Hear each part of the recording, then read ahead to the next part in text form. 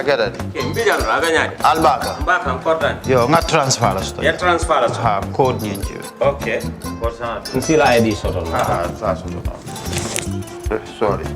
Agada. Mbijan bro. Albaka. Mbaka. Bara Allah service o tariya. Mbare. Mo ki janna nun kunu bara tariya. Jannom yona forest de bureau. Gambia tonkon na no mbari ya bere. Birim koyna fo kato. Bari si kodo kino kato ni fo bolong labe no. 56 branches mola sota Gambia ja. Ha? Gambia kono ani Gambia bantala bankol. Nko kodo kiya bere. Kodo sifa fo falindiro fo nyaadi lafta même na kodi to poto nin kodi maraw. Jannom number 1 ti nyonta. Andum fana nata anoda enterprise sotale. Wolam nyindi ko domorol fana kol fana be firale de dadi man domorol dir fana beteata. Gambia dawda yalo ngam fa kendol sotale je. Wo moyo diat. Apelenta baraka. Ni lafta nyelen kendol e bina. Yalo bukani la ko la baraka ba. Yalo ndel chosano lo. Baraka.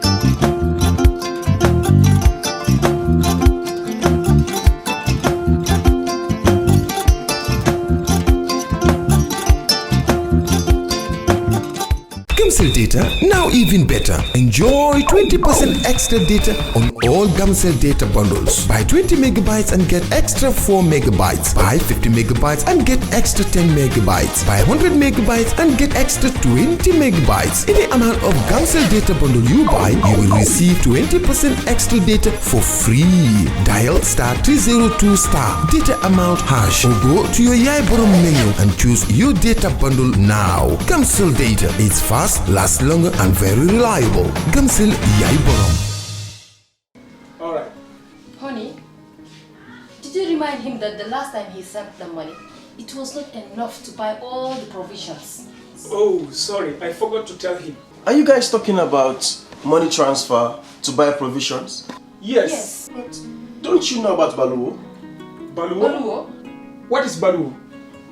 Baluwo is a service that your son can use to send provisions directly to you guys from the shop. And you don't have to worry about the exchange rate. Tell me how Baluwo works. It's very simple. Just log on to baluwo.com and shop, or download the app on your phone. You can shop on the website or using the app to buy online basic products for your family and friends. With Baluwo, you decide what your money is spent on. Your money, your choice. Buy online products for your family and friends in the Gambia, Senegal, Nigeria or Mali. Baluwo, better than sending money. For the first time in the history of the Gambia Printing Publishing Corporation proudly introduces the Biliomatic exercise book printing machine. The machine has the capacity to print more than 20,000 books per hour. Yes, 20,000 books per hour. It also prints magazines, newspapers, calendars, flyers, normal books and all kinds of printed documents plus items at affordable prices. With the Biliomatic printing machine, GPPC can now render high quality and non-size restricted printing service supply across the sub-region. Rush now and partner with GPPC for all your public and private printing service needs. Print with us today and you'd be offered highly professional, reliable and efficient service delivery by our team of experts. The Gambia Printing and Publishing Corporation is here to meet all demands and is reliable at all times. For more info, contact us on 437-4493 or 437-4402. GPPC is Gambian and it's yours.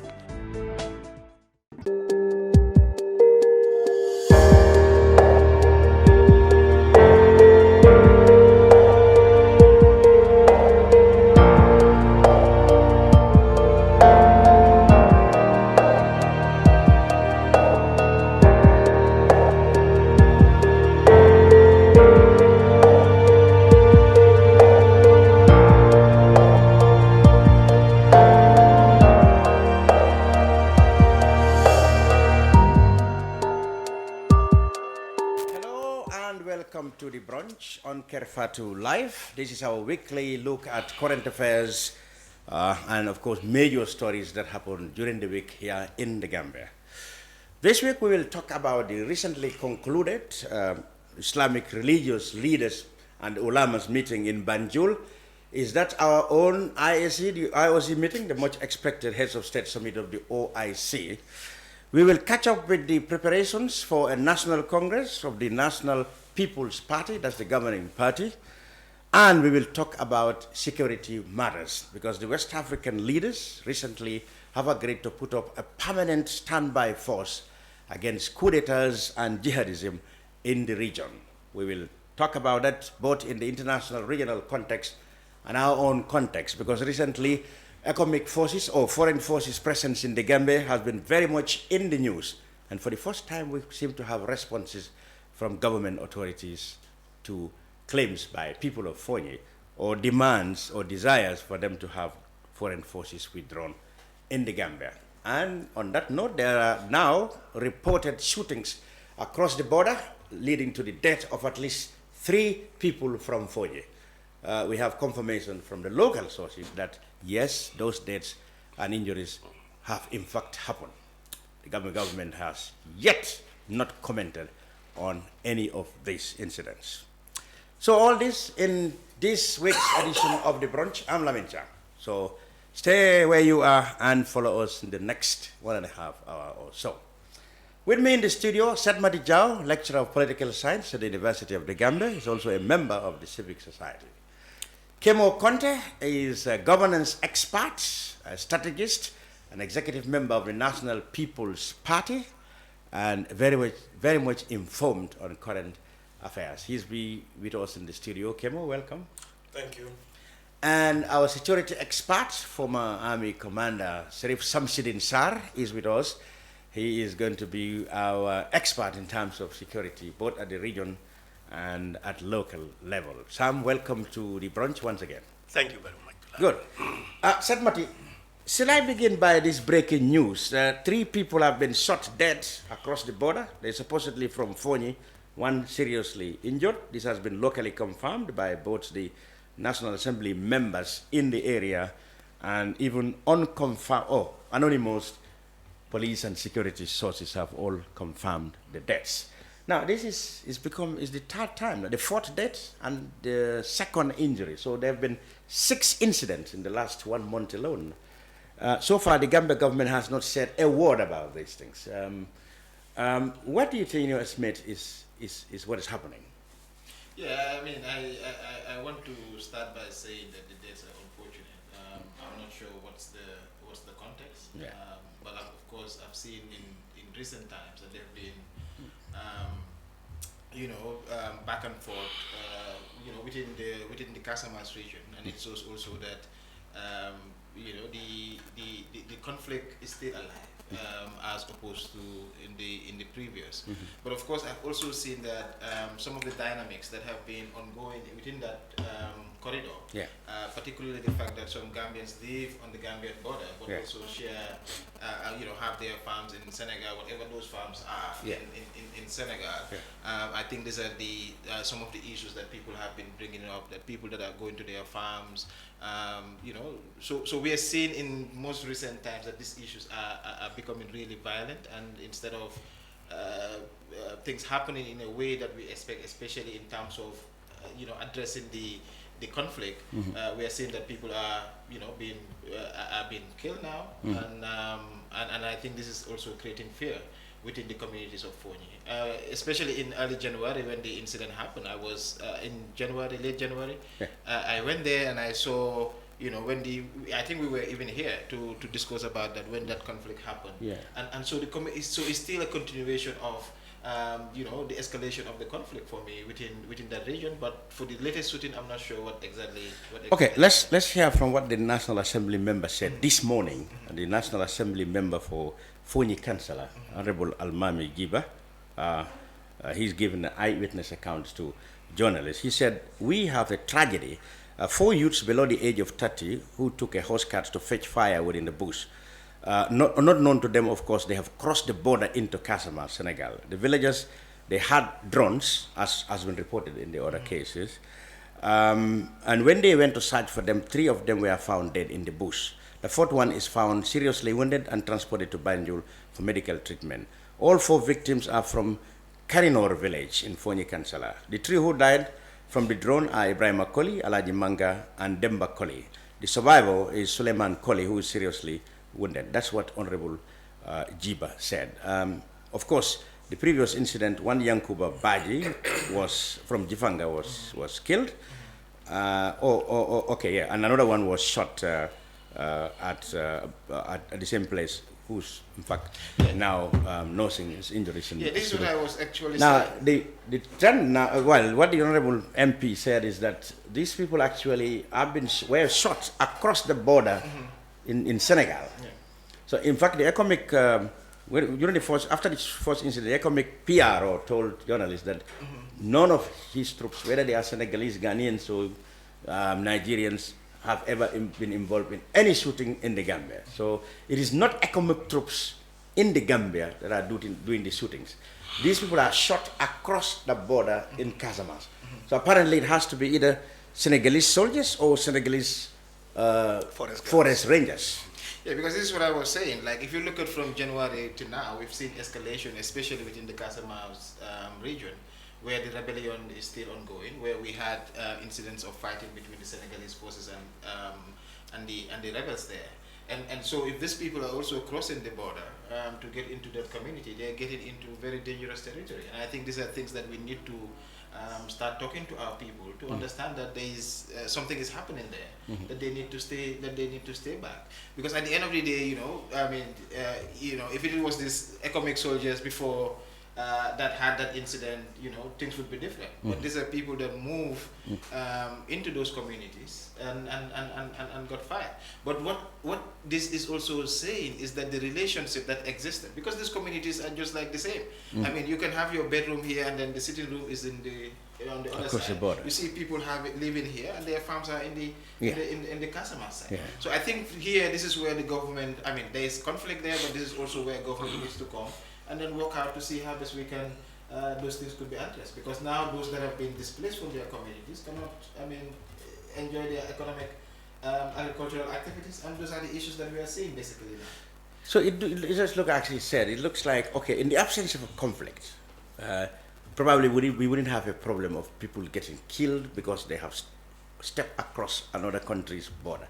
Where there was peace, you could just foray into the forest until, as much as possible, you wouldn't have a problem. But now that this place has been known to be a trouble spot, would you say that it now behoves on the Gambian people who live across the border there to be very careful? Or do those government have a role in this? Because so far we have seen conspicuously Gambia government has not said anything so far. What do you think could have happened, given the volatile nature of the area, and given the fact that these shootings are not happening in Gambia, but then they are supposedly happening to Gambians? Don't you think the government and Gambians have a say in this? Well, thank you very much, Lamin. First, I would like to extend my condolences to the families of the victims of this situation. And by extension, I'd like to convey the condolences of my party, the National People's Party,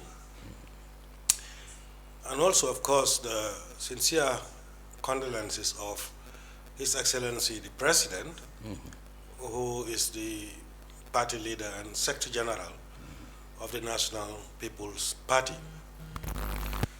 That said, I'd like to say that this is a very delicate and sensitive situation. Indeed. And it has implications for the political dialogue in that part of the country, but also very centrally the policy dialogue with regards to the national security system and framework of the country. Obviously, the Gambia we have a national security policy and strategy, and I am sure elements of this policy and strategy would have anticipated situations like this, and I am sure that the authorities that are administering or managing the security policy and strategy are observing and monitoring, and I have no doubt that they will be coming up with responsive plans to address these developments. Of course, the people in Foni, this is where the issue is arising. I think they are genuinely concerned. Therefore, the issue is drifting very close, if I can say, to the center of the overall policy dialogue there. There are other political forces, political ideas that may be contributing to the overall sensitivity of the issue. So these are all things to be put into consideration.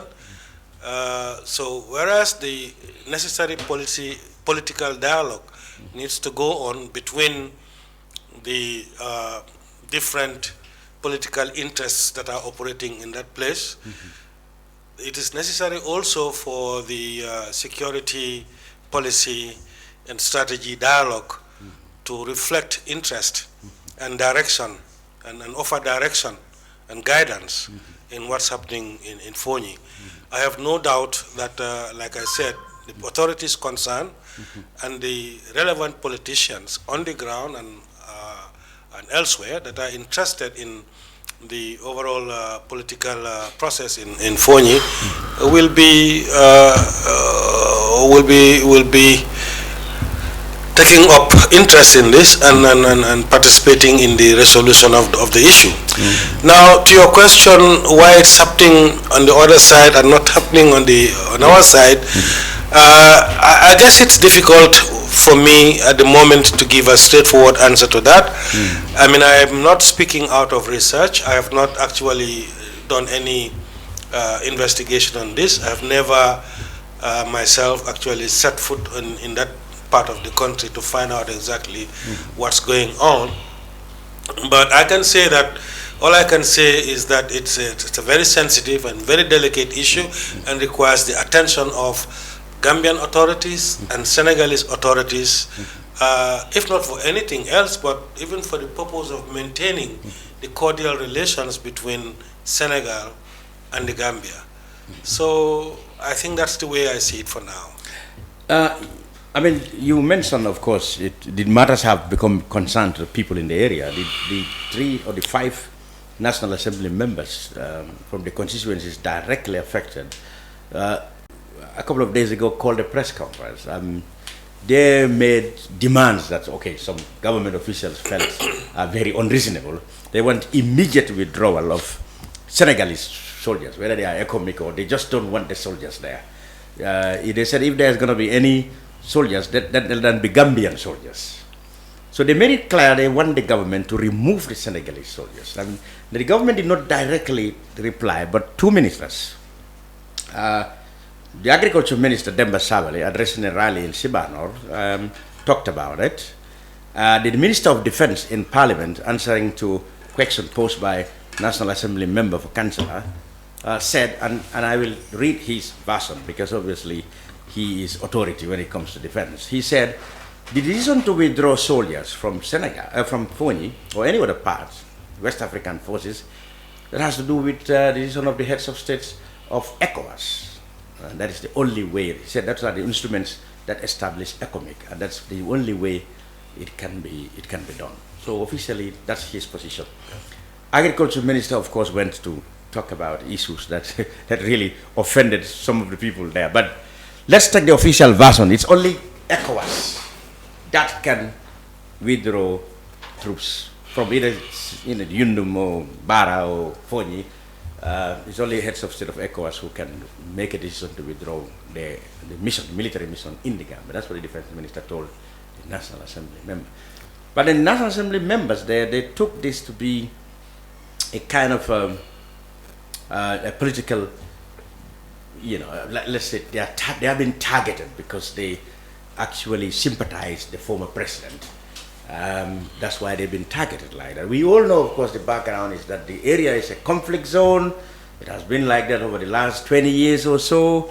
And the changes of the government have brought in a new dynamics. Of course, the presence of Senegalese troops on the soil also have changed the whole thing. And the incident in January have also give a whole new complexion to the issue.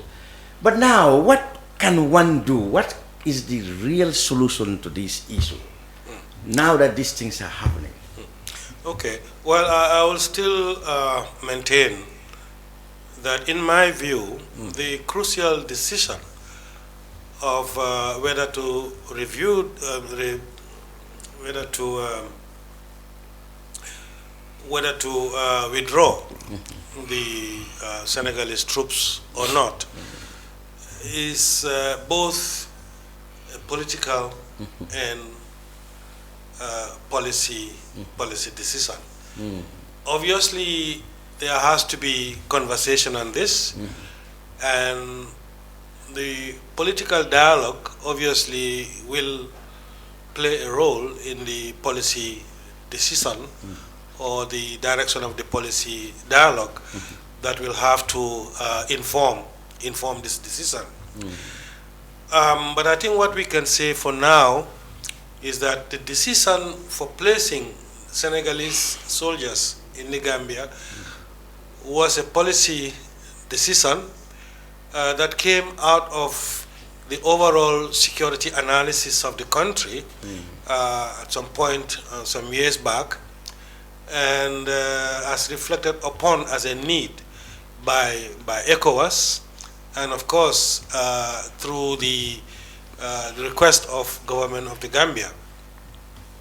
So now we have to see Gambia as part of ECOWAS, and so decisions taken at the level of ECOWAS have to have impact on the decisions that we make here at the local level. So there has to be the necessary dialogue between Gambia government and ECOWAS, and I believe the decision to withdraw or not will depend on the outcomes of the monitoring of the security policy and strategy based on which the decision was made to place the Senegalese forces here. A good point you made, because in their last meeting in Abuja, I think at the beginning of the month, the ECOWAS heads of states communique, one part said, security reforms in the Gambia must be seen to be working, and the state of where it is, because the presence of ECOMIC or the longitude, I mean the expiry or length of their times is seemingly pegged on the full implementation of security reform. So by now, to put it, in a layman way, we should have attained such a level in the security reforms that would have at least warranted the ECOMIC troops to go back home. So people are worried that there's not much has been achieved in the security reform. Hence, I mean, the government is still interested in ECOMIC staying longer. But I think it's for the security experts to tell us that, because they are doing the analysis, they are doing the internal research, and they are keeping, they have the data where data data based on which we can determine whether the Gambia is moving forward in terms of security or moving the other way in terms of security. What we see, however, on the ground, as you said, or as demonstrated recently, some people are losing their lives. This is very, very unfortunate. People like him and their research group made a research, and the majority of the Gambian people think that ECOMIC should go long time ago. What percentage? I mean, so in 2018 we did with the Afrobarometer, we did the first study in Gambia, and then in 2018 we said that citizens were divided whether ECOMIC should go or should stay. I think it was around 49. But when we did the same survey, the same question in 2020, 2021 to be exact, we realized that 78% of the population were economically. And I think majority of those also must be from the West Coast region. And I think this go. Now, I'm sorry I have to cut you because we are going to the Fonis now. I mean, this incident, I told you, 3 people have been shot dead and 1 injured. The Honorable Almami Giba, who is the National Assembly member for Foni Councillor, who gave the information to journalists, is live on the line. Honorable, we want to know exactly what happened in Foni yesterday. Thank you, Lamin, and thank you, Kerr Fatou. It's rather unfortunate, and this is an issue that Foni has been crying for and will continue to lose our young ones within the border region. What happened yesterday was late in the afternoon, these people went to the bush in Casamas. According to what I was told by the villagers and the village Alcalo, that they went to fetch firewood. In that incident, as normal, we all know that sons of Foni are shot with drones as usual. Ibrahima Koli was a victim, shot dead. Demba Koli, a victim, shot dead. Alaji Manga, a victim, shot dead yesterday. And the 4th one is Suleiman Koli. Currently, as I'm speaking to you, I am at Ndemban Hospital. You know, since yesterday, I've been running, circumambulating around to see how best the restoration of Suleiman's life and the doctors are also doing their every possible. Today, I've been also given a paper to look for drugs that I've fought to have, but not complete. You know, so yesterday the event occurs this way, where 3 people, Gambian youth, lost their life at a drone from the Senegalese side inside Senegal. Now, what do you think actually happened? These men have actually strayed into Senegalese territory, or under what circumstances? I mean, were they normally, we all know since the pre-colonial era, movement between borders is not restricted. The Jawara came here, none of these happenings were made mention. The Jammeh came this era, we've never seen of such. But in the Barrow era, it's a crime for a Gambian to be in the Senegalese, where in ancient time, they have their farms that they do farm in the other end. And most of the other end also have their farms in the other, where you have interrelationship. We all know the Gambian border, you know, within the Fonis end. Relationships are fully indebted in those areas. But here is this. A Gambian citizens cross to the border. Irrespective of what we've had, sometimes if your cattle goes into the bush of those Senegalese, when you there go to get your cattle, you're shot dead. You go and fetch fire, you're shot dead. Whatever things that you have to do in the Casamas end, your life is at risk.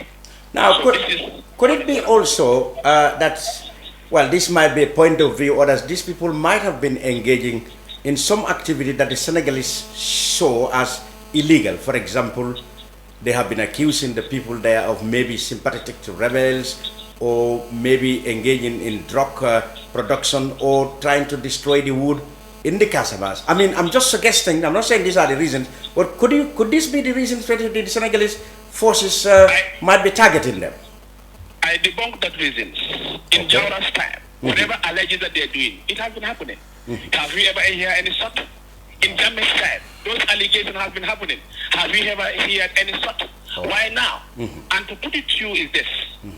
If it is so, the Geneva Convention, what does it say? You don't have any right to shoot any unarmed civilian. They are using the latest technology, drones. Are they not seeing the left, right, center of all these humans? Of course, drones is meant to help. Drones meant to help them. No. Yeah. So these are issues that you cannot deprive and say, you know, they went for the border to look for drugs, or they went to the border. How many drug cartels have we seen in the Gambia here? Are those people shot? No, they haven't. My brother, let's be honest here. The Barrow government need to awake themselves and see the reality. This is a national thing, and this is a national disaster that is here to indulge and put the mess up in the Foni people. So it's unacceptable. We will not take this lightly. That's why we are going to follow the due process of the law. I understand you try to bring this to the attention of the authorities since the first incidents of Yankuba Baji and the other shooting. How far have you progressed in terms of getting the authorities to bring it to their attention? What has been their response? Thank you very much. As you've alluded on Sunday, we did a press conference where we petitioned the President of the Republic of the Gambia, Adama Barrow, and copied to all agencies within governance and international communities. We are waiting for that, and we are in the right track, and we are on record that whatever is happening, what we have put in this paper is continuously happening within a period of days. Sunday was last week. Today, we are in Saturday, less than a week. Another shooting, of course, where 3 young Gambian brothers lost their lives, emptily like that. Why this? So you think governance is just like sitting in your office, holding a paper and a pen and writing? You cannot inculcate your mentality to see the reality that governance is an amanat, a responsibility that you owe a government. Seriousness need to be seen in this government. We are seeing no seriousness. And to put it to you, Yankuba's issue, Yankuba was shot dead. The Jakin people, 6 of them, shot and wounded. You know, the other guy of Jifanga also shot. And day before yesterday, on Wednesday, Momodu Bojan was also shot with the same drones. Today, as of yesterday, we are now seeing 4 people were shot, 3 dead, 1 alive. So you think it's a country that we have? Do you think we have leadership who are ready to uphold and protect the sovereignty and defend the defenseless of the people of Foni? It's unacceptable, and we are now saying this. Let the government realize and act wisely for the interest of peace and stability in this region. The people of Foni are known for obedience. The people of Foni are known for peace. The people of Foni are known for advocacy of peace. That's why we don't take law under our hands. We call a pressure as the 5 National Assembly members sign the document and send it all over and petition the government of Adama Barrow. Okay. You see, these are things that are dangerous, and if it is not well protected, this can cause a regional disunity. And why are we always targeted? Honorable, Why always Foni? you put this question to the Honorable Minister of Defense in the National Assembly. You asked him that the solution and your demand for Senegalese troops to be withdrawn, and he replied that that decision rests on the heads of states of ECOWAS. What do you make of his response?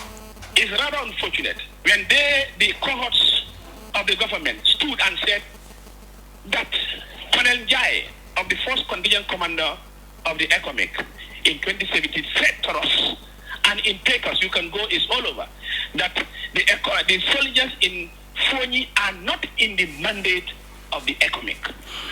Secondly, when threats and mission of movement or pushing were done, the same government went and collaborated unlawfully, integrated them as part of the ECOMIC. You know, Cham, journalism, investigative journalism, you need to stand up to see the reality. Okay. This government is not there for the interest of the citizenry. They are there for themselves. If they are well protected, they are covered security-wise, they care less. So why this? So now, if so is the case, why the choices of the Senegalese in Foni? And why not Nigerians in Foni? Why not Ghanaians in Foni? And again, do you know what? Every 4 months, they will be exchanging with their arms, enter in the Gambia. The other ones in Kanila will go. The other ones in Senegal will come. This is what is happening. So if they are in the mandate of the ECOMIC, have you ever seen the Nigerians announcing, the Ghanaians announcing that we are leaving, our mandate is finished? But for them in the Fonis, they leave every 4 months, every 6 months. They change on their wishes. Is the government not seeing this? Is the defense minister not alert in this? They don't know what is happening. Can they put their house in order and know that peace is priceless? And in terms of cohorts, no one will be left behind. Barrow need to awake and see the reality that this is not an issue of Foni. This is a national threat. And even in the border, the Senegalese soldiers will threaten the Gambian armed forces with their artillery, arms and ammunition. A Gambian soldier with an AK-47 and Senegalese soldier with a rocket launcher, bazooka. What do you think will happen? They chastise them and show them that we are there, we have control, we have taken over. Are we safe as a country? Are we serious as a country? How is our security? Where do you think we will land ourselves in the next days or weeks or months to come or years? Honorable Almami Jiba, National Assembly Member, Foni Council. Thank you very much for that update, Honorable. Thank you very much. We are currently at the Nemban Clinic waiting for the 3 dead bodies. Currently, the Defense Minister also is here. Oh. I also applaud him for his presence, as he has also seen that this is a national call, not a Foni call. So there is no doubt that these events actually happen now. Very well. The Defense Minister is finally here with me. Very good. As I'm speaking to you at Nemban Clinic, or hospital rather. Honorable, we're sorry we regret all about all deaths there. We hope there'll be an amicable resolution. Thank you very much for joining us. Thank you.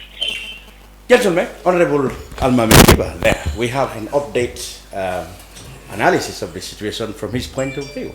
Can I now turn to Samsidin Sarr, Sheriff Samsidin Sarr? You now have a very good picture of what happened in Foni. Now it is official. The defense minister, I told you before that the senior policeman anonymously confirmed the deaths.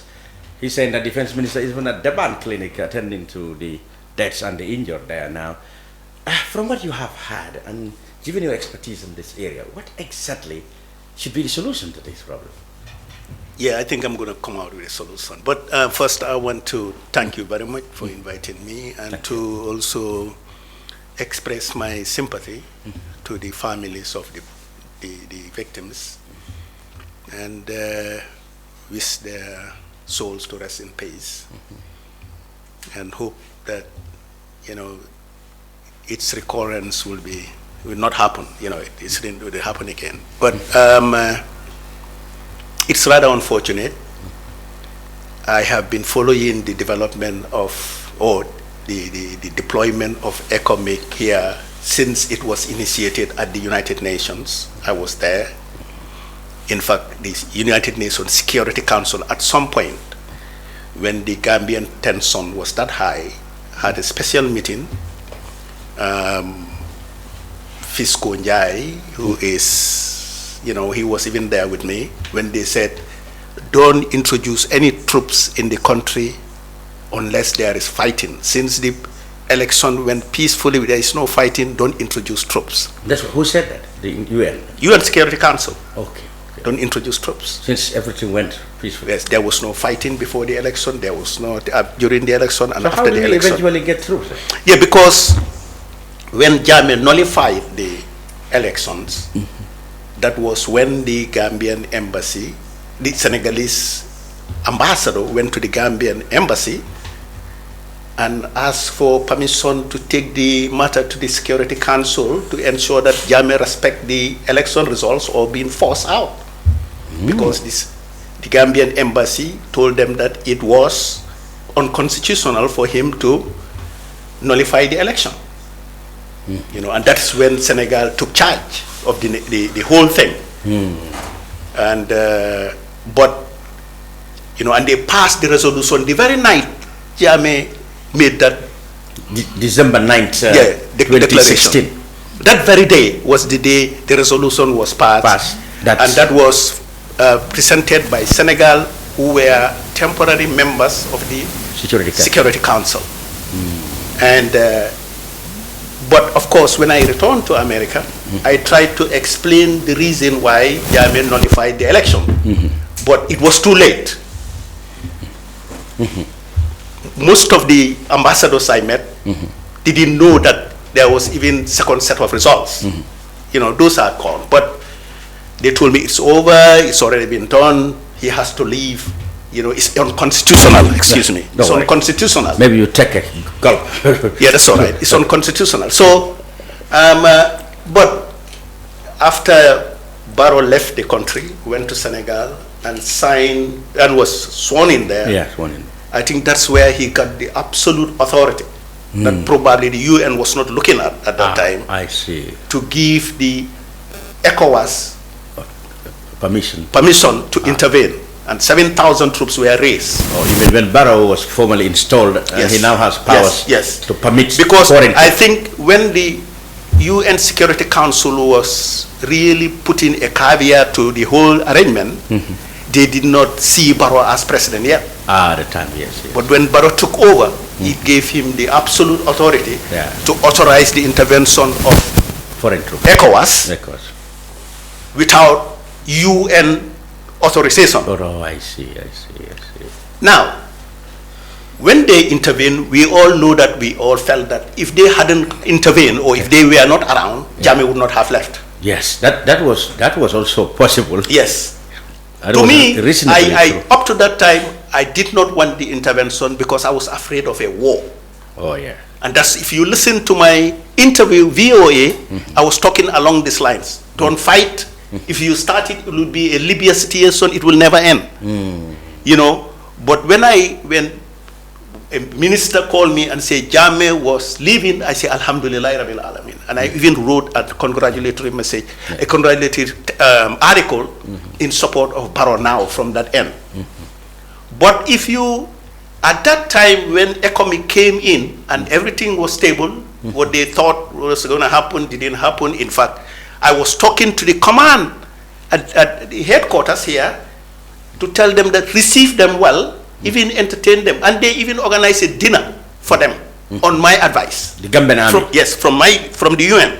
I was talking to all of them, so Drame and Emeba, and they coordinated. But when they deployed in, Jammeh left, and they still came in because they did not trust the army, which perhaps, is based on legitimate reasons. That Jammeh has so many loyalists who would not, just succumb to anything that comes in. But while ECOMIC is here, there was this report that the Senegalese government had signed with Barrow. In fact, it was Ahmed Fati, who was then he was just appointed, I think, acting Minister of Interior. He was not acting, he was Minister of Interior. Abdoulaye Dawda Jallow, who was the Minister of Interior, who signed the agreement in Senegal.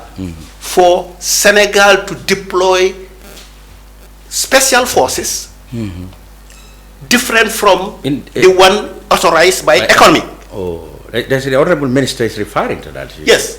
And they came, and they were stationed in Buyam area and Kaninlai. I argued over that. I said, what is going on? At that time, nobody wanted to talk about it. When Arona Jata was shot in 2018. 17. It's 2018. 18, in 2018. If you remember, the ECOMIC spokesman, Andy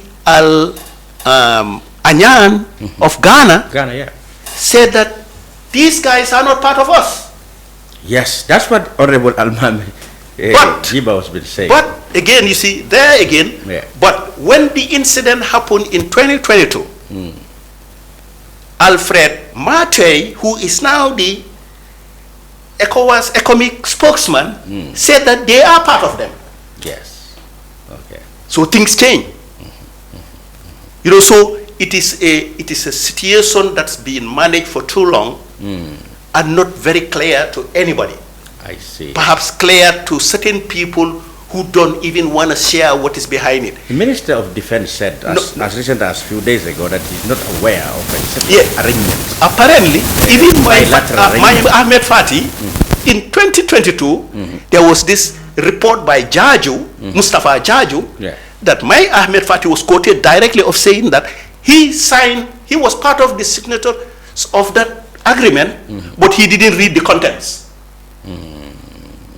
Which to me was crazy. It was neither here nor there. Yeah, he said, but by then he has fallen apart with the government. I see. And he said, we should look into the possibility of even revoking it or, But just not to cut you, but is there any element of truth that we have, apart from ECOMIC, a bilateral agreement that really provided, soldiers from Senegal in the country, independent of ECOMIC? In the beginning, yes, that's what it was. But no longer the case. It was. Okay. But somehow, to some extent, because, the ECOMIC forces in this country are funded by, I think, the European Union. Yeah, at the time. And after that time, at some point, the European Union extended the funding to the ECOMIC in the Senegalese forces in Foni. Yeah. So they are both being funded by the European Union now. And that is when I even wrote an article saying that, look, it's still volatile. Why don't they bring this to the National Assembly of both countries? Probably Senegal did. But let the Gambia National Assembly look at the arrangement, ratify it, We did that, yeah. And make it permanent or continuous in the event there is a change of government. We don't have problems of whether they should stay or go. Or not, yeah. Because if it is a matter of, if it is an issue between only President Barrow and President Macky Sall, whoever goes will affect the whole arrangement. So this should be brought to the National Assembly for ratification, so that we will know that these are governments and two countries into an agreement that will suit their purpose forever, even in the absence of either presidents. Okay. But coming to the... My suggestion was, at that time, looking at the scenario, it is a very dangerous situation. You know, like he talked about what ideas we should bring in terms of security to arrest this situation. I think we could have looked into the former Confederation Protocol. The Senegambia Conference. The Senegambia Confederation Protocol. The security aspect only. I work in the Federal Army. Yes, I was part of that Confederal Army.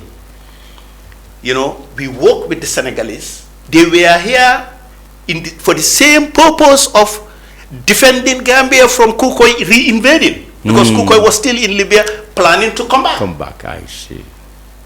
Now, you know, but what we did was, we were also being funded and supported by the European Union and America. But what happened was, we had a good section of the Gambia army blended with the foreign forces, the Senegalese forces. Okay. They said 1,200 Senegalese forces are always rotated in the Gambia. Why not 500 Gambians blending with them, enjoying the same privileges and salaries, and patrol the borders from the Foni area, because it's the most volatile area. So Foni had always been, of course, in the wake of the crisis that happened at the border, where even myself, I didn't know that rebels were that close and that deadly close to our border. So when they ambushed these guys and killed them, I say, wow, their presence may be necessary. But in a way that we work with them, and not in a way where we just watch them work in our country. As it is happening now. Because if we were patrol with them, I can tell you, during the Confederal Army, the best thing that had happened in the Gambia National Army was the existence of the Confederal Army. Oh, really? Yes. Everybody shared that. Everybody loved going to the Confederal Army. Okay. Because of not only the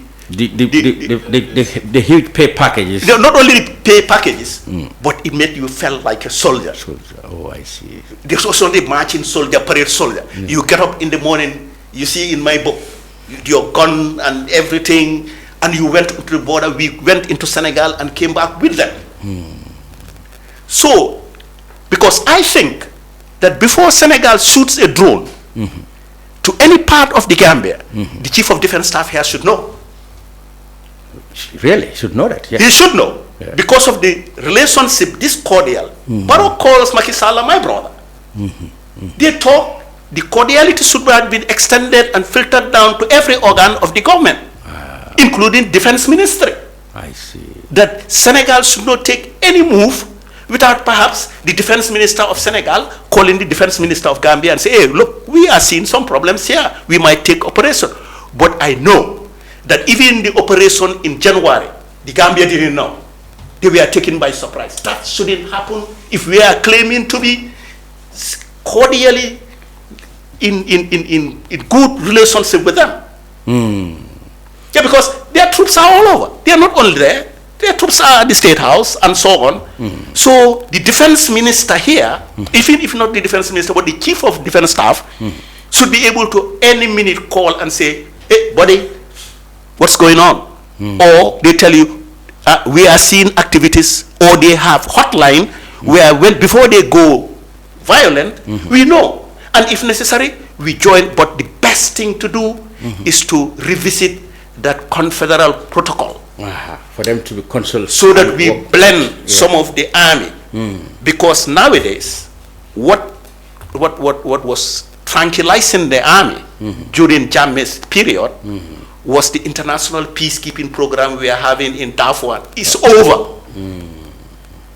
They're not having anything. They're back to where they're just depending on this ridiculous Gambian salary. Okay. So, but the confederal, this economic blending is justifiable. Yeah.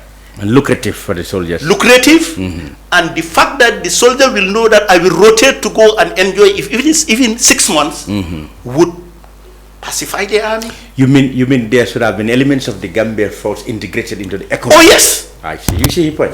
Oh yes. You see his point. He said that if they had put, okay, let's say 500 Gambians at any 6 months, yes, to be deployed into the economic and work with this. Work with them. Relations would have been much smoother. Or it will be smoother because you will have Gambian commanders to go with them, Gambian lieutenants, and then they will sit down with their counterparts and plan. And if anything, they do it. So Foni will be tranquil because if people are even trying to move across the border, they will tell them, "No, what are you doing?" Because you are talking about a situation that you have no business here. I see. Because to be honest with you, the rebels are still there, and they will continue trying to find their way of making their presence known. The honorable made its case like, okay, you guys know the mode of operations in the military. These people might have seen them with their drones. Yes. They know they are not armed.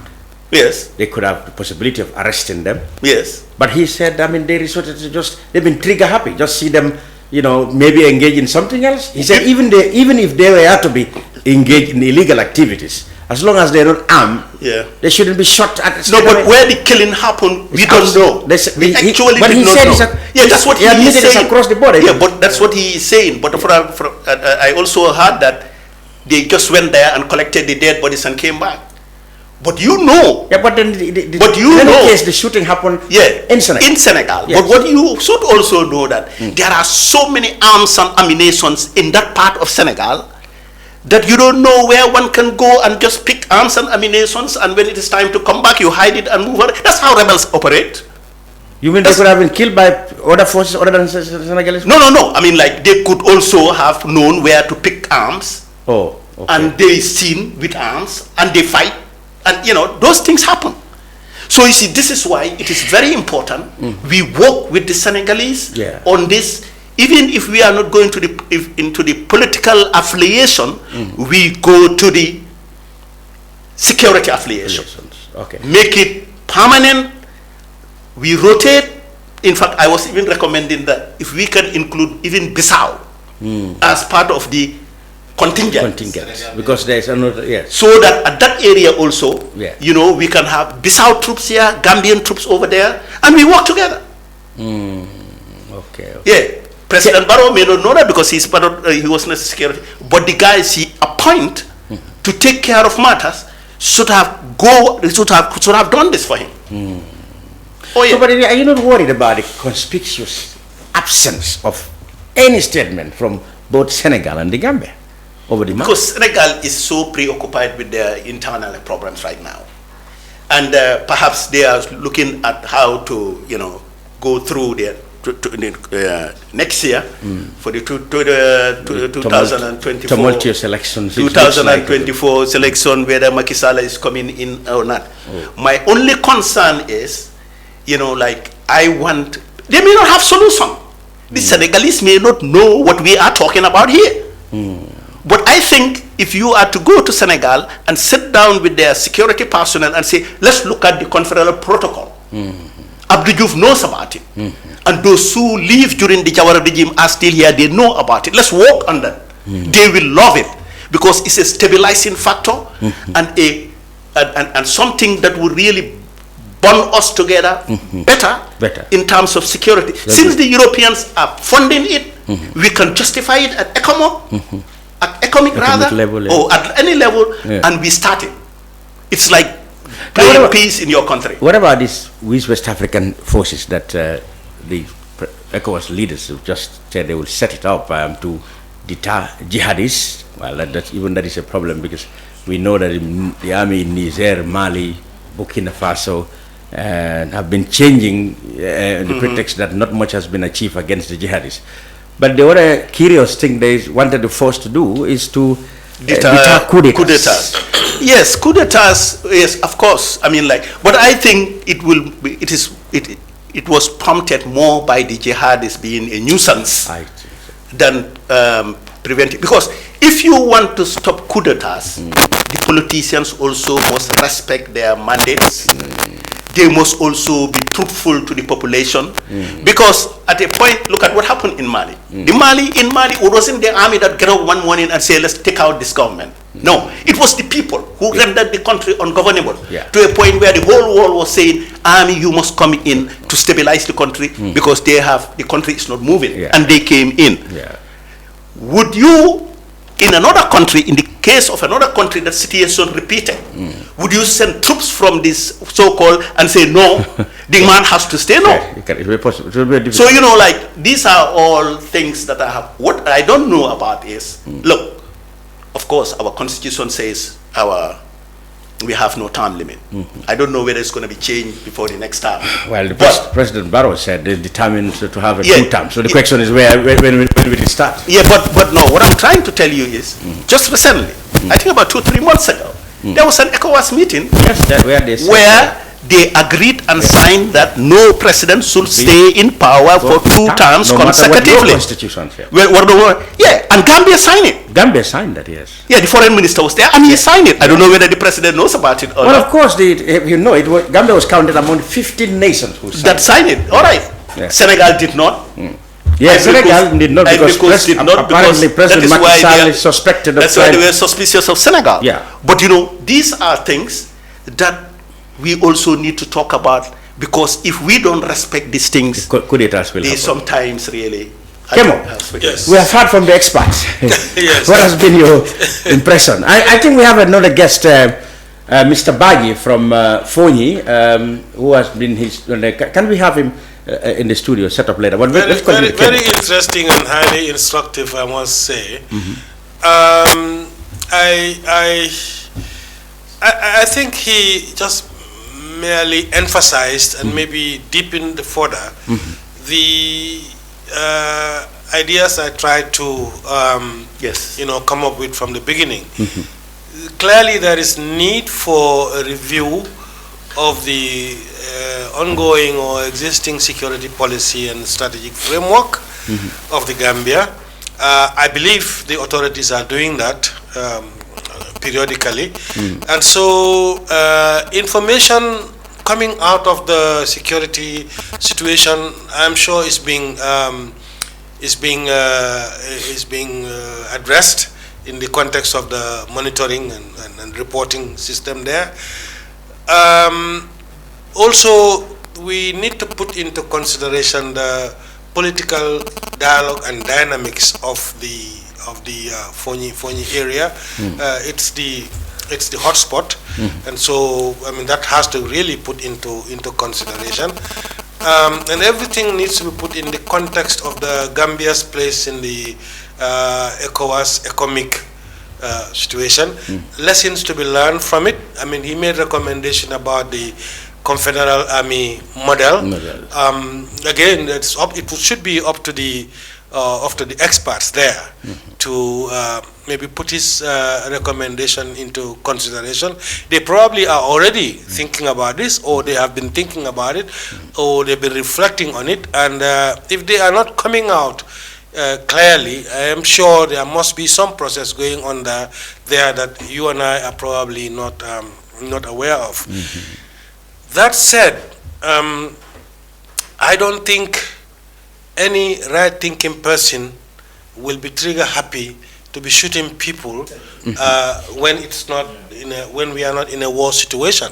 But apparently, this is what is happening. Yes, but you see, you have to look at everything from the context out of which it is coming. Yeah, but if they are not explaining, like people getting killed, and they are not explaining what, at least if they have come with some allegation that these people are or some explanation. Knowing how government works. I'm talking about Senegalese authorities, and the government should demand of them. Gambia government should demand of them what is happening. Yes, that's what I'm trying to say. I mean, knowing how government works, I have a feeling 110% that some dialogue now presently must be going on between the Gambia and Senegal, and as soon as possible, a fitting statement will be released, either by both sides or at least one side that that would have been seen to be the appropriate side to make the statement. I don't think, as it is, Senegal is not reflecting on this, Gambia is not reflecting on it, and nobody is saying anything about it. I don't think that's the situation. Yes, it has happened, and it's very unfortunate. Well, it's taken 4 lives now before anything, and we still haven't got anything. Yes, but I can assure you that something will come out very soon. It's important really to reflect deeply on these matters and come out with a fitting statement that at the end of the day will be viable and sustainable in terms of maintaining the bridge between the two countries, rather than rushing out with a statement that at the end of the day causes more harm than good. Governments work very carefully. As seemed to have been the case with the Minister of Agriculture, whose statements actually have been criticized all over. Yes, the Minister of Agriculture was speaking in a political rally, and well, as I said, everything has to be seen in the context of the political dialogue and dynamics of that area. So, yeah. Okay, before we go to Sait Matty, we have a 5 minutes break, and we admit in our other guest, and then we continue the program in the next couple of minutes. We'll be back after a few minutes.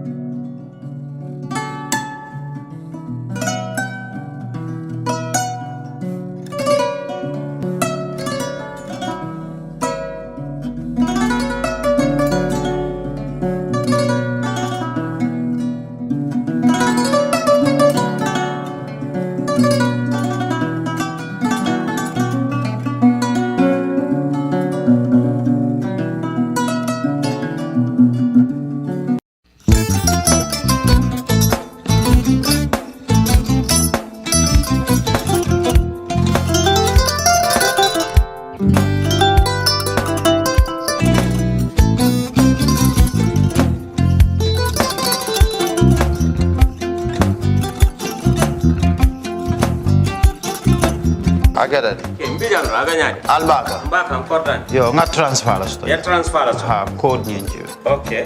Kosa. Nsila ID soto. Ha, sa soto. Sorry.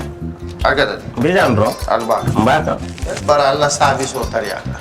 Mbare ki janna nun kunu bara tariya. Jannom yona forest de bureau. Gambia tonkon na no mbali ya bere. Birim koyna fo kato. Bari si kodo kino kato ni fo bolong blabe ko. 56 branches mola sota Gambia jam. Ha? Gambia kono anin Gambia bantala bankol. Nka kodo kiya bere. Kodo sifa fo falindiro fo nyaadi lafta même na kodi to poto nin kodi maraw. Jannam number 1 di nyonta.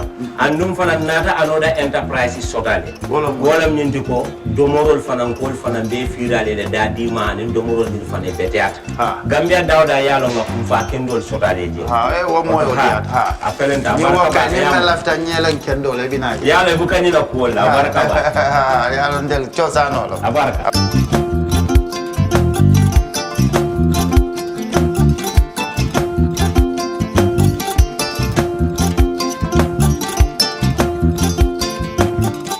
Gamcell data, now even better. Enjoy 20% extra data on all Gamcell data bundles. Buy 20 megabytes and get extra 4 megabytes. Buy 50 megabytes and get extra 10 megabytes. Buy 100 megabytes and get extra 20 megabytes. Any amount of Gamcell data bundle you buy, you will receive 20% extra data for free. Dial *302* data amount hash or go to your Yaiborom menu and choose your data bundle now. Gamcell data is fast, lasts longer and very reliable. Gamcell Yaiborom.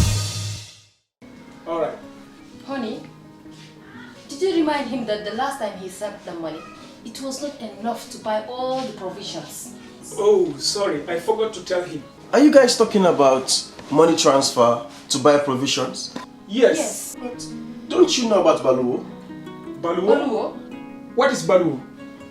Baluwo is a service that your son can use to send provisions directly to you guys from the shop. And you don't have to worry about the exchange rate. Tell me how Baluwo works. It's very simple. Just log on to baluwo.com and shop, or download the app on your phone. You can shop on the website or using the app to buy online basic products for your family and friends. With Baluwo, you decide what your money is spent on. Your money, your choice. Buy online products for your family and friends in the Gambia, Senegal, Nigeria or Mali. Baluwo, better than sending money. For the first time in the history of the Gambia, Gambia Printing Publishing Corporation proudly introduces the Biliomatic exercise book printing machine. The machine has the capacity to print more than 20,000 books per hour. Yes, 20,000 books per hour. It also prints magazines, newspapers, calendars, flyers, normal books, and all kinds of printed documents. Welcome back to the brunch, and we continue our discussion on the matters dealing with politics and, of course, security, which has really taken much of the first part of the program. We're joined by Ansu Baji from Brikama, but somebody who kept a close watch on the situation in Foni. We heard from the Honorable Almami Jiba on what happened yesterday and today. Of course, the main topic has been 3 people have been shot across the border. Apparently, one of them, a fourth one actually, seriously injured and currently being treated at Deban Clinic. What, according to you, can you give us a background, being somebody who had, like I said, been closely monitoring the situation in Foni? What exactly did happen yesterday? Alhamdulillah Rabbil Alamin, Alhamdulillah Rabbil Alamin, Alhamdulillah Rabbil Alamin. These are unfortunate situations that Foni have been undergoing for the past 4 years. And then from there, we've been traumatized throughout, and until yesterday when I was at Foni, within the rural areas. You were in which village exactly? I went to Kasany. From Kasany, we were at Janak, all over those areas. Yeah. Then yesterday, and as I returned back from Foni, basically I was there for certain investigations and then to know who are the people that are affected most, and then what are the mechanisms in order to support the people of Foni for them to avert this military operation. Then we returned back. After returning back till around 8, I was on bed. Then I received a call that Foni is again being targeted. But the target is purposely or mainly from the Senegalese forces who are within the Gambia. But that has been disputed. It is said that these shootings happen across the border. Yes, it might happen across the border. But where does the drone came from? Well, that probably might have come from Senegal. No. The drone is within the Gambia. How do you know? I was in Foni to make findings. From which troops? This is what I'm telling you. From the Senegalese troops based in Foni.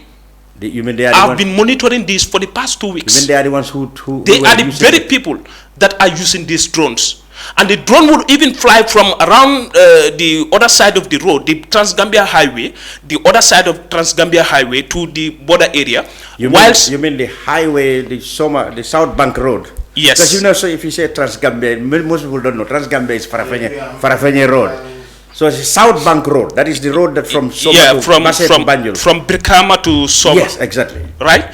Then the drone will fly from the left-hand side to the southern Senegal. Okay. You understand? And whereas even yesterday there were natives of Foni who were trying to get firewood within Kerr, the Kerr vicinity, and they've even shown the drone flying over their heads. So is it that the shots come from the drone, or the drone was just used to watch them? There are 2 drones. Okay. I can tell you there are 2 drones. How do you get to know these drones? I made investigations. Okay, all right. This is why I will tell you, even those that are following throughout, well before the election, I've been telling Gambians that we are going into conflict that would affect us from Casamas well before the election. When it happens during the election, before it happens, I've been posting and then informing Gambians that this is what is going to happen. And it happens.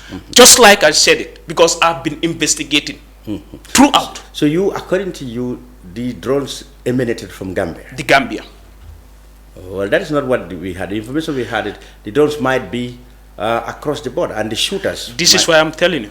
You see me with this common call? Yes. I got this common call through the dust. You've been swallowing. Yeah. roaming across the border. All over. I've been into from here, Jilulum, downwards.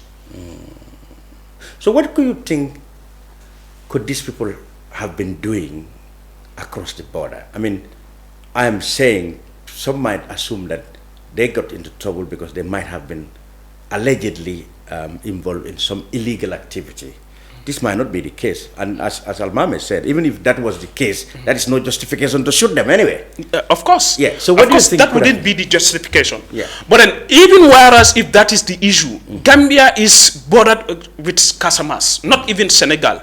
Is bordered with Casamas. No, Casamas in Senegal. No. Let us. That is the whole point of. That's the whole. No, excuse me. That problem might happen now. Casamas is part of Senegal. Yes, Casamas is part of Senegal. Right. But when it comes to strategic locations, we might say Casamas is closer to Gambia than Senegal. We share the border.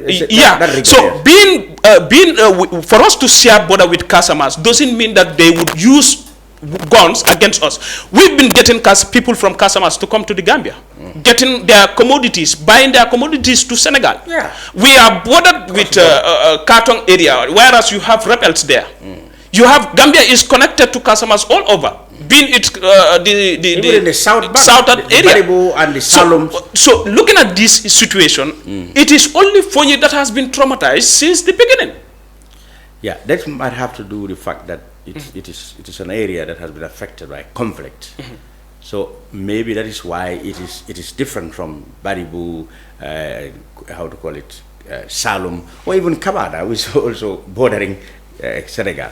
Because of this conflict, this is why we have problems. So, but what we want to know, and you help us here, what do you think should be the solution to this? The solution is the withdrawal of the Senegalese forces from Foni. These forces, you had the Minister of Defense said, these are part of economic contingents brought up by the agreement by the heads of states of ECOWAS. He said only ECOWAS can do this. Yes, the ECOWAS sent their contingent into the Gambia, but do not point out specific areas whereas the Senegalese should be based. Oh, you mean the deployment? Yeah, they did not deploy the Senegalese forces into specific areas. It is the government.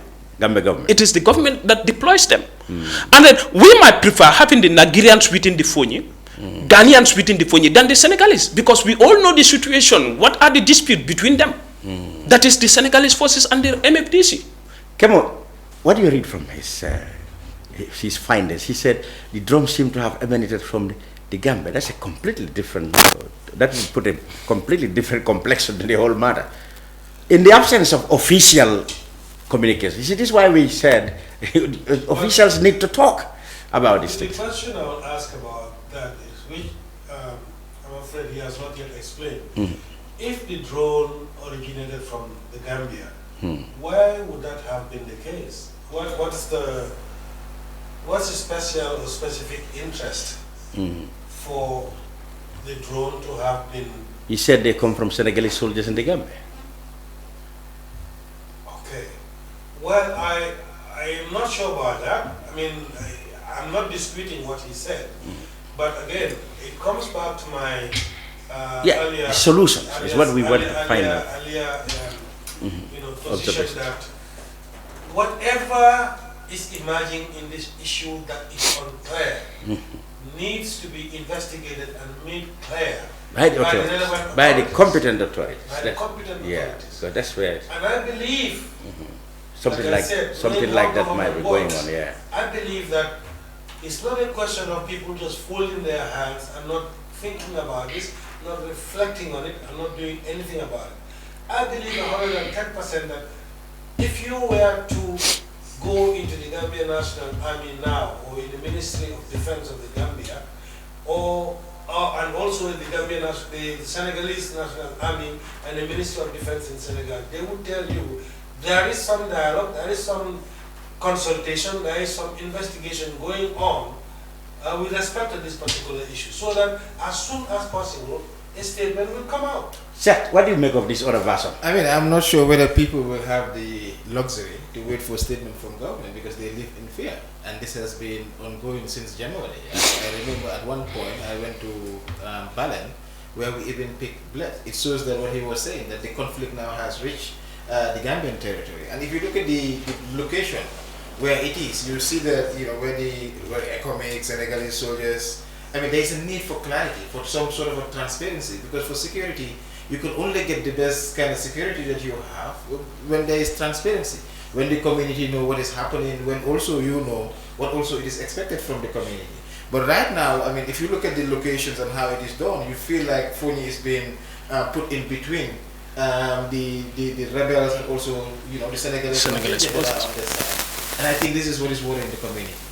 Some of those people that have been doing their farms, they have lost those things. Their kids are not going to school. So there's a lot of things that are so urgent that I feel the government need to, I mean, even if not release a statement or even explain, but they need to be present. Because what we are not seeing is that the presence of the government, particularly the central government in the Foni region. Go there, talk to the communities. There are people that are also running from the Casamas and coming in. Because what is happening right now is that there is a real conflict happening. That's why there are these cities that are happening all over the place. So what needs to be done is that the government to be present in Foni, because Foni cannot be isolated from this country. Foni is part of the country. No matter how agitated, how, I mean, they are, they need to also understand that they are part of this country. And so the issue shouldn't be like, I mean, the honorable member said, it shouldn't be about the issue of Foni, but it should be a national issue. I mean, it's a national issue that, you know, we need to take seriously. He talks about, he said the thing has political dimensions, considerations. The president was there a few days ago. He said the people of Foni should be willing to accept his presidency. Mr. Bai, is there a problem that the people of Foni are still not ready to accept the fact that a government has changed? Yeah, Jammeh, who was president, is no longer the president. The new president is a Gambian. He said, probably he said, that's the problem for you people to accept him as president. That is a provocative word or statement from the president. Foni has accepted that there is change in government. We've accepted that, and there is no doubt in that. Whether there are elements that resist on that or not, but the matter of the fact is there is a change of government, and which President Barrow is the president. Should that be the case, if Foni is not, or if there are elements within the Fonis that denies him or that doesn't accept him as president, should that be the case of him being ignorant to what is happening in Foni? That shouldn't be. I am indeed very much disappointed, because what I expect from the president, the ministers, is that yes, Foni, you have been overcrying since we took over this government. But our problem is A, B, and C, because this is the reason of the president going on a nationwide tour. Being on nationwide tour, you are there to hear from people. About development plans that he wants to bring to Foni. Development, he is the president. You wanted him more to talk about the security. We want him to talk about general issues that are affecting Foni. Not only roads, not only masjids or whatsoever. You see, even agriculture, there are people that did farming this year. Their groundnuts or crops are within the bush. How do they get them? In as much as there is conflict within that area, how can they get this? So you mean people have farms that are really in Senegalese territory? Not even in Senegalese territory, around the border. You have villages just like you would have a village. These other compounds are within the Gambia. These don't know where the border is. What I mean, you would have a village, whereas you would have other village compounds within the Gambia. You have other compounds within Senegal. You understand? But having this situation, within they will fear to go to any part of the bush. Of course, I've been to those areas. It has been the relationship between these two countries, whether it is on the southern side or even the northern side. In the absence of conflict, there wouldn't be any issue. It's normal, but what I also think, you know, and this is why I say that the government has not been addressing this issue. At one point on our mandate show, we came there. That was when they arrested people and then took them. Maybe we are discussing different issues, but then the fact there is a narrative. And I think this is what the government need to kill once and for all. That before people were enjoying on the Jammeh and therefore they continue, they don't accept. That's a political narrative. Everybody in this country have the right to support or not to support the president. Absolutely. And that should be as clear as it is supposed to be. But whether people do not support you, therefore, you know, you are repeating the same thing that Jammeh was doing. The people of Kerr did not vote for me, so therefore I will not build roads for them. Are you saying that you are government for the old Gambians or government for few? I mean, I think this is the narrative. That's why sometimes people that are not supposed to speak on such issues, particularly with the Ministry of Agriculture, they should keep quiet and then allow the right people, like he said, the experts. Because at the end of the day, we are not everywhere. But we expect experts to talk about these issues, but also the issues to be addressed. Let me point out this. During the then Minister of Defense, that is the other minister who just left after the presidential election. Interior or defense? Fai. Yeah. I contacted Fai on several occasions. He was not even giving me accurate or even necessary informations that we're supposed to get. And I proposed to him that I want to meet him personally. But he declined. I did everything possible to meet him. But what group do you represent? Because you cannot expect minister to into every... No, but then I made investigations and then give informations to the military personnel that were even in Foni. You see the cells that were landing in Foni? I was on the ground. We'll contact, you ask the commander the then commander who was on the ground. I will contact them and tell them this is what is happening before giving any update on social media.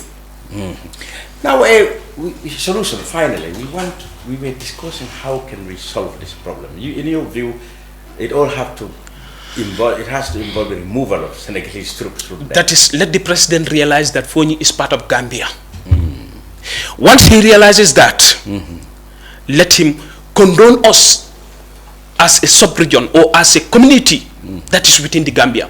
Or in as much as he refuses to realize that, then let him give Foni independence. That is the best thing. Come on, that's outrageous. No. Excuse me. I think there is something that's completely outrageous. I think people can. You see, one thing that I have to say this: people can have issues. But the territorial integrity of this country, whether it is region or not, I think you are going far too far. I think you are going too far. Go that far. You shouldn't bring that area. The conversation, and I think this is the problem also. That's why we are having this issue.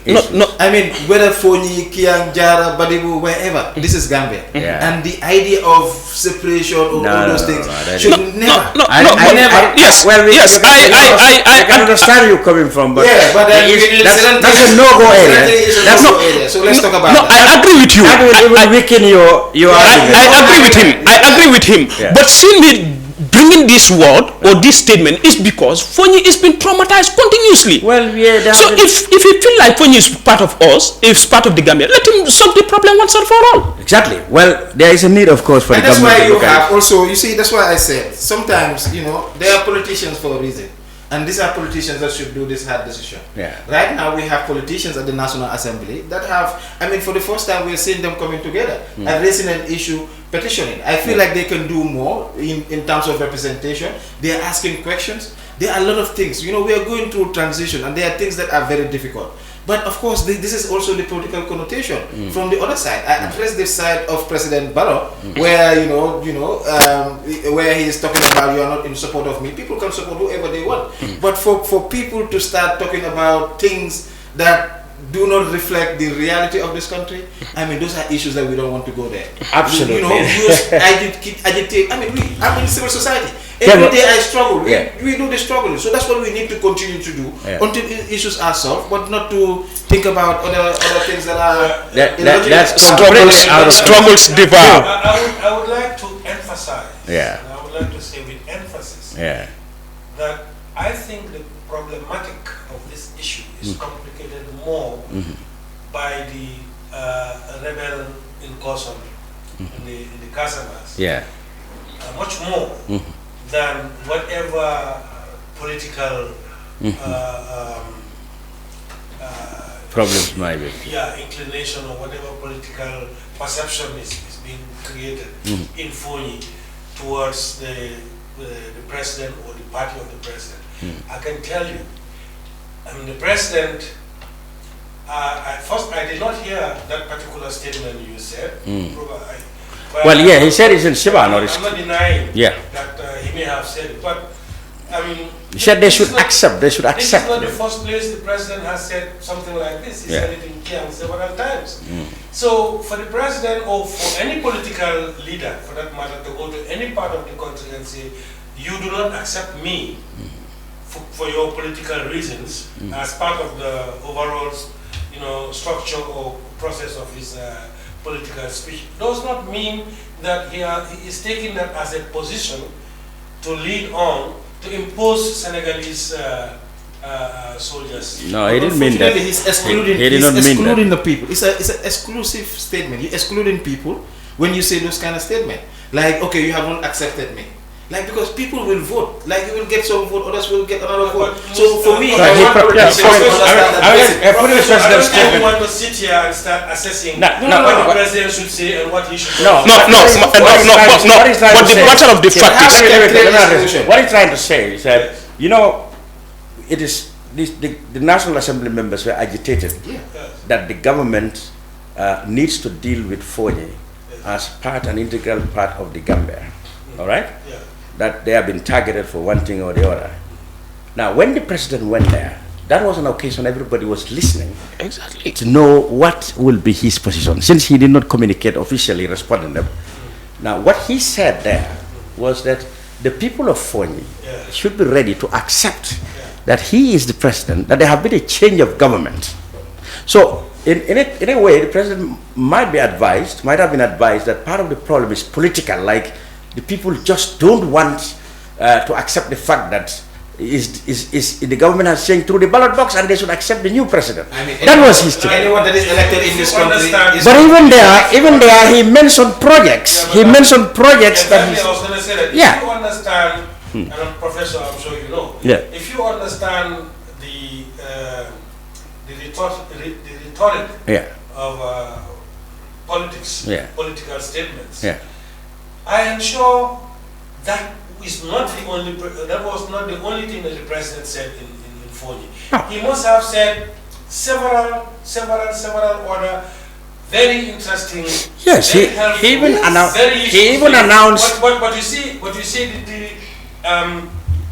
the detractors will cling on to that. Will pick on this one. And run with it. Yes. But that's the nature of political science. This is also what I don't want to agree with. One thing. Politics is also about opinion. So when people have a different opinion, I mean, at least the basic of politics is to tolerate that those differences, But we either call them detractors, that people that have no interest. I mean, I'm from a community. I have concern about my community. I raise these issues. I am living there. I'm a beneficiary. But when I raise those issues now they label me detractor or somebody. When you make a statement, I call you detractor. You call me something. But what that does is that there will not be space for discussion. Because if you think like I'm detracting you, then there will be no space for the discussion. But what I'm saying, you agree that there should be that policy dialogue, those things.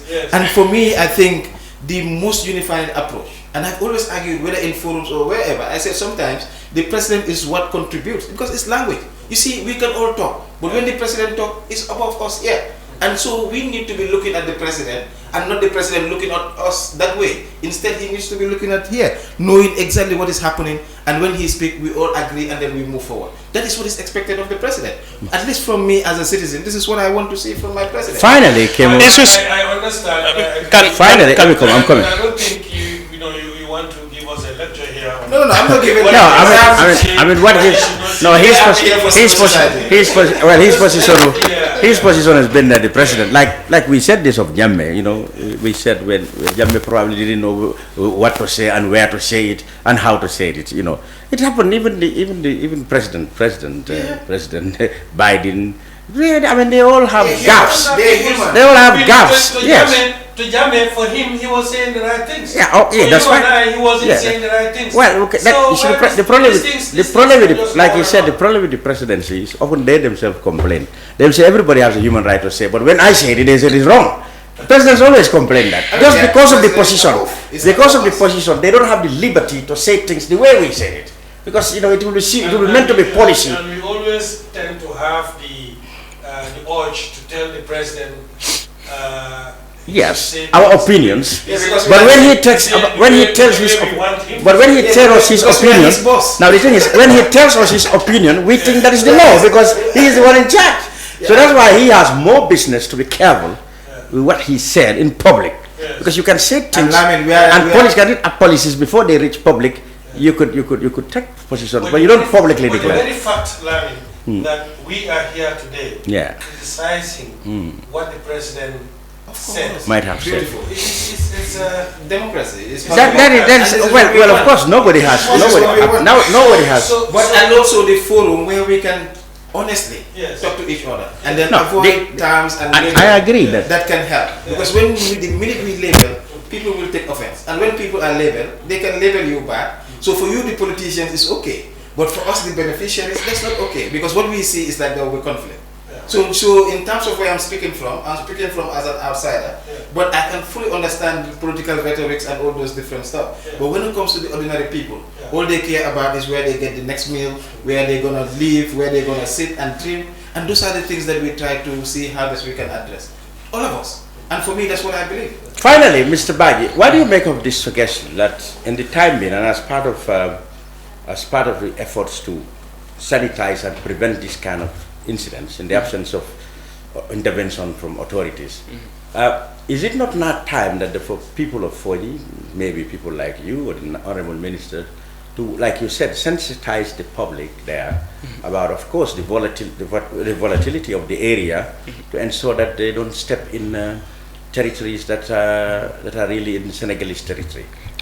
Yes. Have you done sensitization just to prevent this type of thing? Because it may be important that if people know that they could run into danger, but probably would be able to know. Yeah, of course, that is a daily basis activity. Okay. I've done it, and then well before this other attack, I said it, and I produced audio, send it to the people, various forums, and posted on Facebook that there is going to be an attack recently. The attack might take not a long period. Might not take a long period, but then be careful of the vicinity within that area, so that you do not move into that area. But then, human beings are human beings. You have the case of Lamin Cham, who got his cattle into Casamas, whose cattle were into Casamas. He went there to bring them back. He was shot. You have people within the community that feel like we need firewood, we need other stuff in order to make a survival. But then, in efforts to get those things into your compounds, you are a target. You understand? And then, basically, just like he said, bringing development into Foni might be important, but would be less important in as much as Foni is not in peace. We must have peace, bring development that we will cherish and love to witness. We all enjoy it.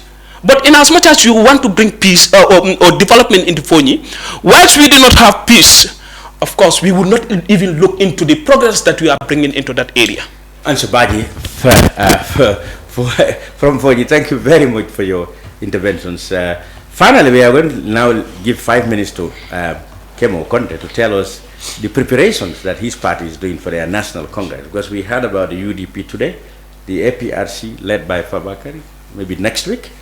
Henry Gomez of GDP had his one at the Independence Stadium, and some others have announced. When is your national congress? The national is coming up on the 26th. Oh, now there's a date. Oh yeah, there's been a date. 26, Boxing Day? 26, yeah. 26, 27, and 28. Where? We're looking at probably at the Caravan Center. Send the Caravan? Yeah. But why? Why then? What are political parties choose, in fact, remote areas? Yes, well, that's it's their choice. So you're gonna have it in. That's KMC. Or some other local hotel. Or hotels. So it's going to be in KMC or in West Coast. Yeah. Well, most of the hotels are in. I think even Sarr is territorially, administratively, it's West Coast. It's another conference center. Yeah, the Caravan Conference Center. It's in West Coast. So it's likely to be in West Coast. Yeah. Your congress. West Coast or So it will be 2 days, Boxing Day and 3 days.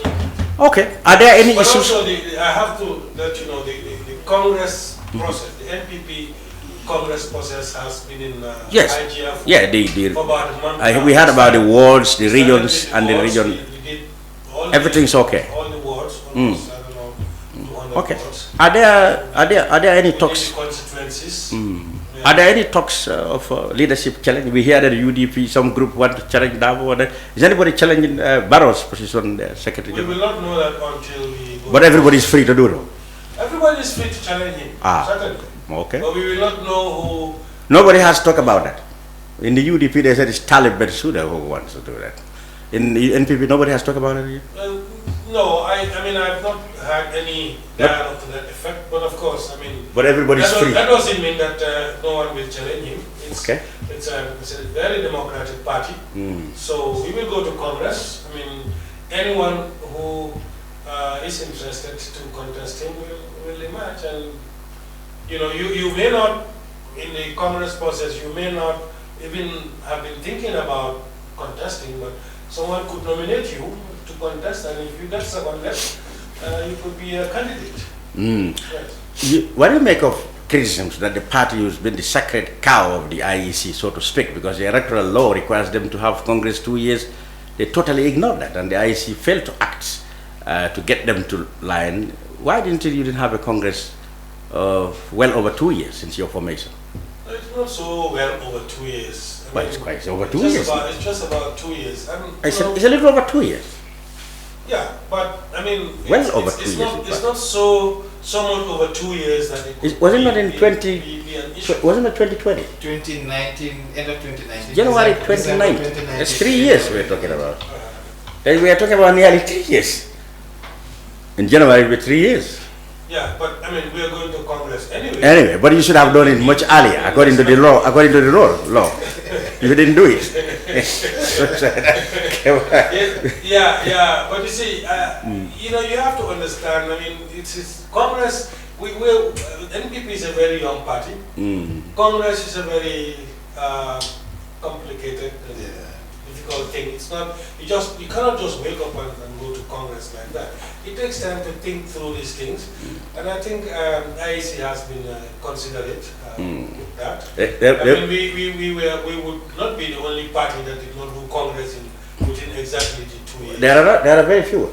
No, actually, except what the IEC said is not just holding a Congress. That's a requirement. So, and they also said that it will be far too harsh to deregister a party just because it doesn't have a Congress. He said it's too expensive for an opposition party to lose its registration just because we don't. You see, you have to understand. But the political party is a national asset, and you need to support it and groom it and help it to grow. Especially when it's in power.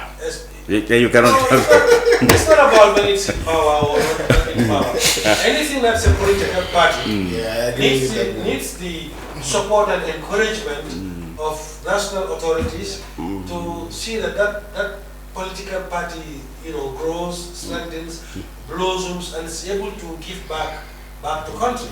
Unfortunately, some parties just could not, but that has nothing to do with lack of support or encouragement from IEC. That's more about I don't know whether I should say lack of initiative or it has to do more about the people who form the party themselves, not as a result of.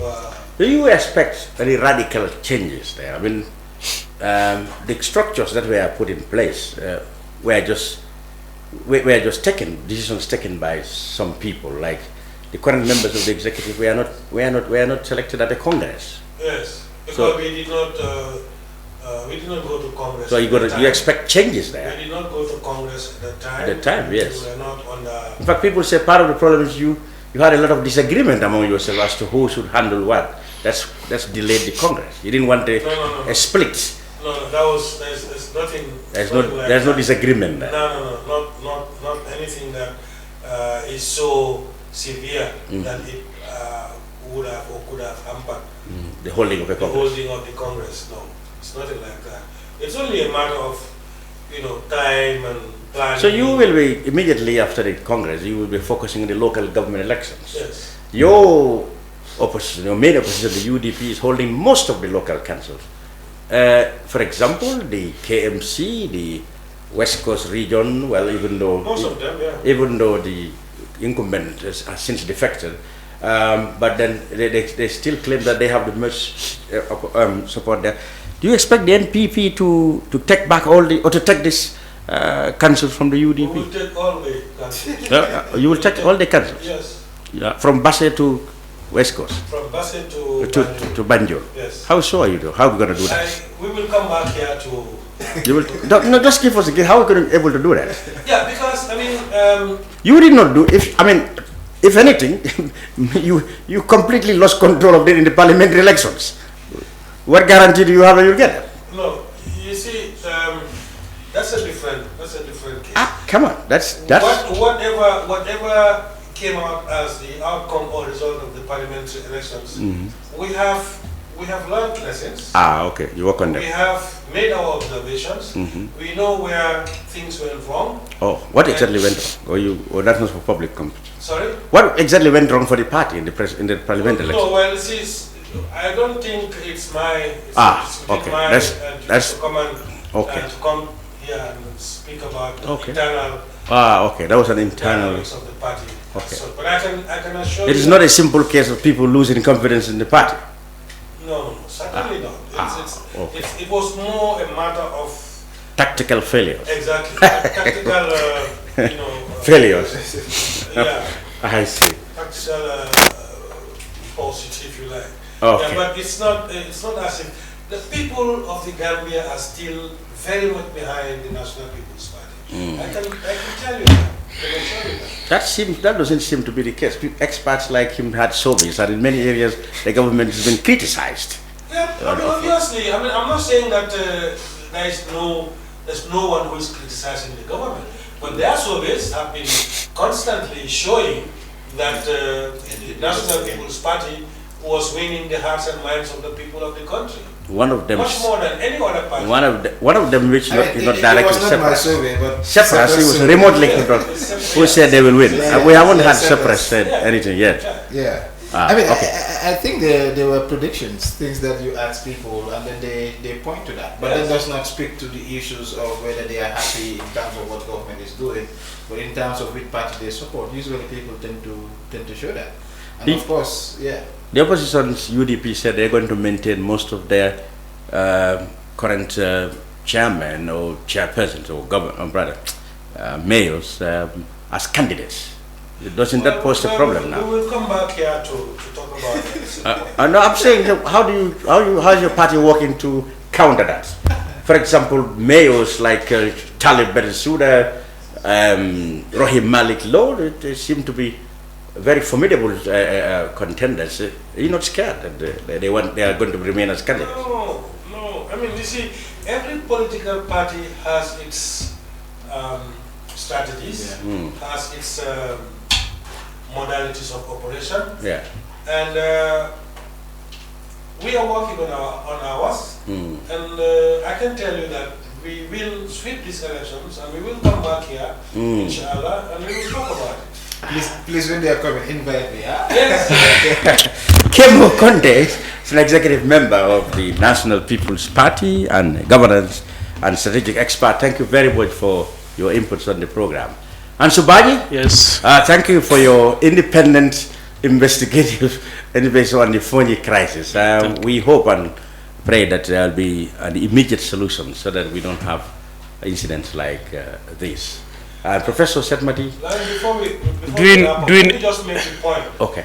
That the reason why we have so much dominance of the UDP in the councils presently, yes, is because at the time of the local government elections 4 years ago, there was no split between the... There was no split between NPP and UDP, NPP personalities and UDP.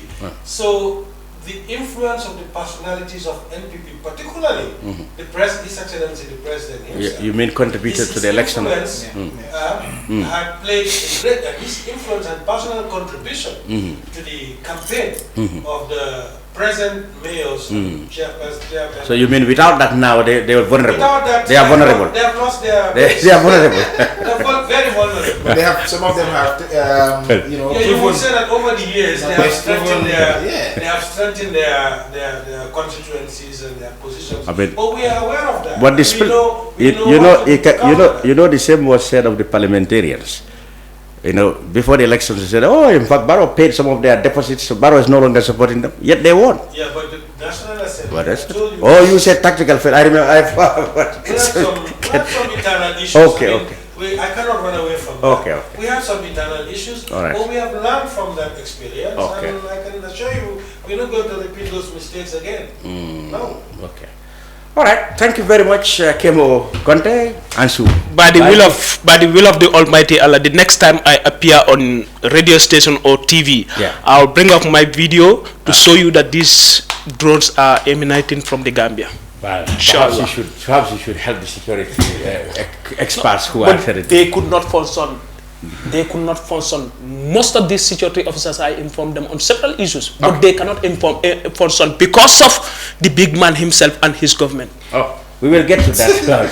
Thank you very much, Ansu. Anyway, well done. Thank you, gentlemen. This has been the brunch. We'll be back next week, perhaps, with a more palatable topic, perhaps. Until then, Lamin Cham, wishing you have a great weekend.